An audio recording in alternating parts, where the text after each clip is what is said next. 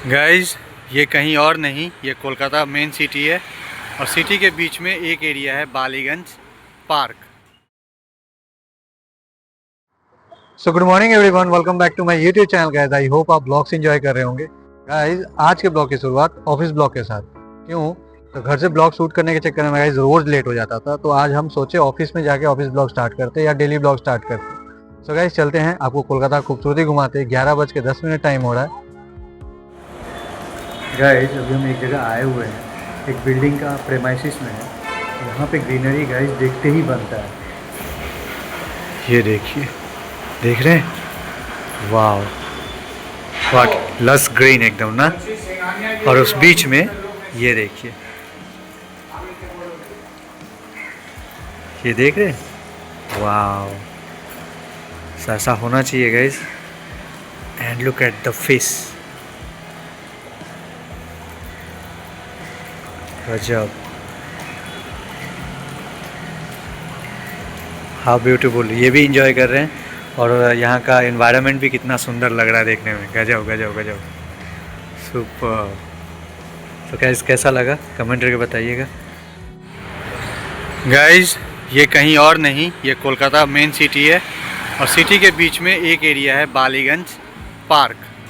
सो यहाँ का ग्रीनरी देखिए गाइस, स्ट्रीट्स के दोनों साइड कितने बड़े बड़े पेड़ हैं, देख रहे हैं? वाह, हाउ ग्रीन इट इज़ ना। और यहाँ पे देखिए गाइस, ये देख रहे हैं कितने सारे बकेट में कितने सारे प्लांटेशन किए गए हैं, देख रहे हैं? सो ये देखिए, वाह, इतना ग्रीन है ना। गाइस, ये एक रेजिडेंशियल एरिया है, तो आप सोचो जो बिजनेसमैन हैं वो अपने रहने के इलाके को कितना हरा भरा रखते हैं, समझ रहे हैं ना।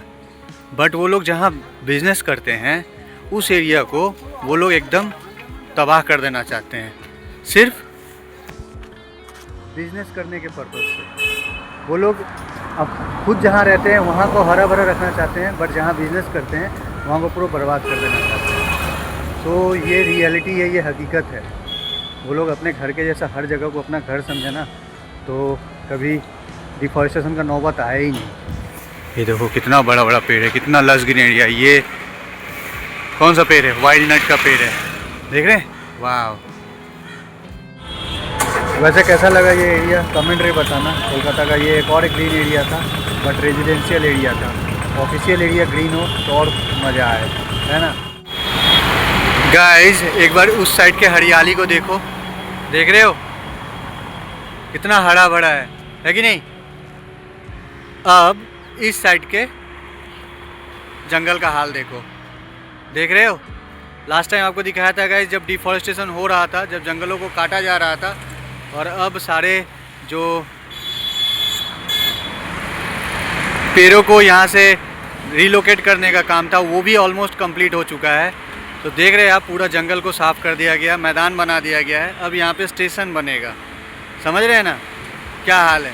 और ये देखिए कितनी बड़ी बड़ी लकड़ियाँ, मतलब पेड़ों की टहनियाँ यहाँ पे पड़ी हुई है, देख रहे हैं?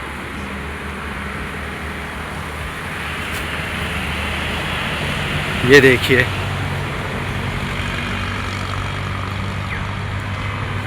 सो guys, actually I don't have any word to explain this place, because nature से बढ़ के किसी के लिए कुछ हो नहीं सकता है। और हम लोग डेवलपमेंट के नाम पे ऐसे ही नेचर को डिस्ट्रॉय करते हुए जा रहे हैं। राजस्थान में अरावली रेंज, गवर्नमेंट यार क्या सोच के ऑर्डर पास करती है, समझ में नहीं आता है। 100 मीटर के नीचे के जितने भी पहाड़ है सबको डिस्ट्रॉय कर दिया जाए, 100 मीटर के ऊपर जितने भी है सबको रख लिया जाए। मतलब जो 100 मीटर के नीचे वो पहाड़ नहीं है, जो हज़ारों सैकड़ों साल से, जो माउंट एवरेस्ट से भी पुराने हैं वो पहाड़ नहीं है। जो 100 मीटर से ऊपर के हैं वो सारे पहाड़ हैं। मतलब वही सिर्फ इन्वायरमेंट में हेल्प करते हैं, जो उसके नीचे के टीले हैं, जो उनके नीचे के पहाड़ है, जो 100 मीटर के नीचे के पहाड़ है, वो इन्वायरमेंट को हेल्प नहीं करते हैं। तो मतलब आप समझ रहे हैं ना, मेरे कहने का मतलब एक ही है, गवर्नमेंट कहीं भी कोई भी डेवलपमेंट का काम करती है ना, तो उसके पीछे एक विनाश छुपा रहता है। तो ऐसा ही कुछ हो रहा है अपने कंट्री में, समझ रहे हैं ना। तो यहाँ के हाल को भी आप देख के समझ पा रहे होंगे। एक उस साइड को देखो, रोड के उस साइड को देखो कितना हरा भरा है, एंड रोड के इस साइड को देखो। क्या आपको ज़रूरत है मेट्रो का? ऐसे इतने बड़े बड़े पेड़ों को काट के मेट्रो स्टेशन बनाने का ज़रूरत है किसी भी एंगल से? Guys please explain. आप कमेंट करके बताओ। इतने बड़े बड़े पेड़, विशालकाय पेड़ जो 50 साल 100 साल पुराने पेड़ हैं, उनको काट के हम लोग क्या हासिल करना चाहते हैं? समझ रहे हैं ना? सो गाइस, हम आ गए जंगल के बीच में। हाँ भाई, ये जंगल है, ये जंगल था, है नहीं था। देखो आप, ये जंगल था। समझ रहे हो ना? कितने बड़े एरिया में कितने सारे पेड़ों को काटा गया है गाइस। यहाँ पे धूप नहीं आती थी एक टाइम पे, और आज यहाँ पे लिटरली तेज धूप आ रही है। मतलब आप समझ रहे हैं ना? ऐसा कुछ हाल है। सो गाइज, यहाँ पे बैरिकेड्स आने लगे हैं। आप देख रहे हैं, लास्ट टाइम हम लोग यहीं से ब्लॉग शूट किए थे। यहाँ पे डिफॉरेस्टेशन का काम चल रहा था, एंड यहाँ पे बड़े बड़े पेड़ थे, सबको रिलोकेट कर दिया गया है। सो आगे मैदान मार्केट था गाइज। अब यहाँ से इजीली आप जा सकते हैं। पहले इधर से आप जा नहीं सकते थे क्योंकि घना जंगल था। सो चलते आगे, अगर पॉसिबल हुआ तो आपको दिखाने का कोशिश करते हैं कि कितने विशालकाय पेड़ों को काटा गया है गाइस, कितने विशालकाय पेड़ों को काटा गया है। ओ लिटरली देख रहे हैं? ये देखिए, ओ आप एक बार जंगल के घनत्व को देखो गाइस, कितना घना जंगल है। और बीच में देखो गाइस, कितने सारे एरोहेड प्लांट हैं। देख रहे हो? वाह, लिटरली ये स्वर्ग से कम नहीं है। लिटरली गाइज, ये स्वर्ग से कम नहीं है। आप कमेंट करके बताओ कैसा लग रहा है। गाइज, अपने कंट्री में बहुत रेयर ही जब इलेक्शन होता है, इलेक्शन का मुद्दा होता है पर्यावरण, शिक्षा एंड रोजगार, बहुत कम होता है। रोजगार तो चलो होता भी है, बट ना तो एजुकेशन पे बात होता है, ना स्वास्थ्य पे बात होता है, हेल्थ पे, और ना ही आपका नेचर पे बात होता है। नेचर अगर ठीक रहेगा गाइस तो आप बीमार ही नहीं पड़ोगे।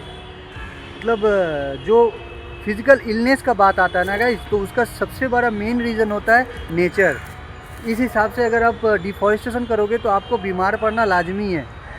और अपने इंडिया में तो हेल्थ सिस्टम के बारे में तो मेरे को बताने का ज़रूरत ही नहीं है, कितना वाहियात हेल्थ सिस्टम है अपने इंडिया में। तो मतलब ये सिस्टम चेंज होना चाहिए गाइज।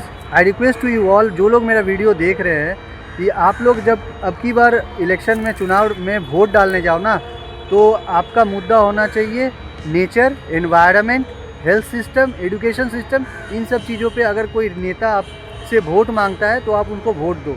अगर इन सब के अलावा किसी भी चीज़ पे कोई भी नेता वोट मांगता है ना, तो मेरे हिसाब से वोट नहीं करना चाहिए, इलेक्शन नहीं करना चाहिए, अपने वोट को वेस्ट नहीं जाने देना चाहिए। मतलब समझ रहे ना guys? Metro work is in progress. ये पूरा जंगल था गाइज, आगे में पूरा मतलब मार्केट था, स्पोर्ट्स का मार्केट था, स्पोर्ट्स गुड्स का मार्केट था।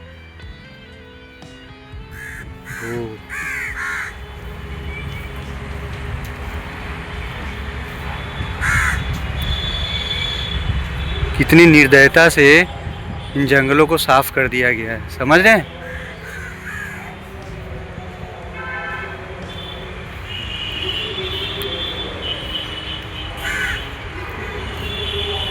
और ठीक हर बैरिकेड के पीछे में गाइज आपको बड़े बड़े पेड़ों के कटे हुए ब्रांचेस देखने को मिलेंगे। वो देखो, देख रहे हो कितने सारे ब्रांचेस पड़े हुए हैं। सो ऐसा कुछ हाल है गाइज। ये तो बहुत छोटा सा एरिया है जो मैं आपको दिखा रहा हूँ। डिफॉरेस्टेशन तो बहुत बड़े एरिया में किया गया है, अगर हम सारे इलाके को मिला दे, समझ रहे हैं ना? पार्क स्ट्रीट मेट्रो प्रोजेक्ट के लिए जो टुकड़े टुकड़ों में पेड़ों को काटा गया है, मतलब टुकड़े टुकड़े एरिया में जो डिफॉरेस्टेशन किया गया, अगर उन सबको मिला दिया जाए तो ये बहुत बड़ा एरिया हो जाता है, समझ रहे हैं? और इतने मैच्योर ट्री को काट के अगर इसके बदले आप 10 पेड़ लगाते हो तो वो वैलिड रीज़न नहीं है। यस, वो वैलिड रीज़न नहीं है। मेरे को समझ में नहीं आता है यार, समझ में नहीं आ रहा। गाइस आप लोग कमेंट में बताओ और प्लीज़ मेरे वीडियो को ज़्यादा से ज़्यादा शेयर करो। तो क्या करना चाहती है गवर्नमेंट पता नहीं, 2080 तक बोलती है कार्बन न्यूट्रल हो जाएंगे। तो ऐसे कार्बन न्यूट्रल होंगे क्या? ऐसे ही कार्बन न्यूट्रल होंगे? पता नहीं कैसे होंगे। गाइस और एक सरप्राइजिंग चीज़ आपको बताऊं, तो ये जो कटे हुए पेड़ आप देख रहे हो ना, ये जो कटे हुए पेड़ के इतने बड़े बड़े ब्रांचेस हैं, अपने इंडिया में बहुत ही कम रीयूज़ में आते हैं। एक्चुअल में इसका पूरा डेटा तो नहीं है कि कितने % यूज़ में आते हैं, लेकिन बहुत रेयर यूज़ में आते हैं। इन सब को फेंक दिया जाता है, ऐसे ही डंप कर दिया जाता है जहाँ तहाँ, समझ रहे हैं ना। अगर प्रशासन चाहे, अगर एडमिनिस्ट्रेशन चाहे तो इन सब को, जैसे पेपर इंडस्ट्री, फर्नीचर इंडस्ट्री को दे सकती, क्योंकि अब तो इनका कोई काम नहीं है, समझ रहे हैं ना। वो लोग जो पेपर इंडस्ट्री वाले और जो फर्नीचर इंडस्ट्री वाले जो अपने इंडस्ट्री के लिए अलग से पेड़ काटेंगे, तो ये इन्हीं पेड़ों को यूज़ में लाके और जो पेड़ कटने वाले उनको बचा सकते हैं, है कि नहीं। बट अपने इंडिया में lack of information, lack of technology के वजह से ये सब चीज़ होता है।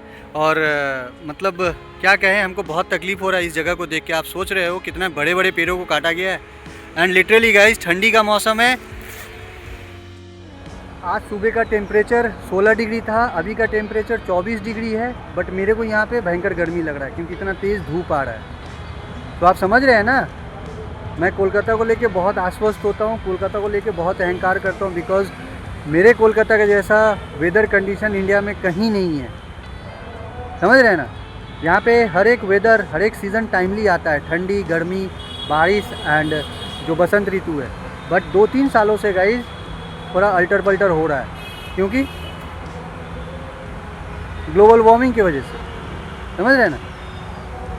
तो ऐसे ही चल रहा है। चलते हैं, कैसा लगा आपको कमेंट करके बताना। अच्छा लगा हो तो चैनल को सब्सक्राइब करना, वीडियो को लाइक करना। इंस्टाग्राम हैंडल डिस्प्ले हो रहा है, फॉलो नहीं किए तो फॉलो कर लेना।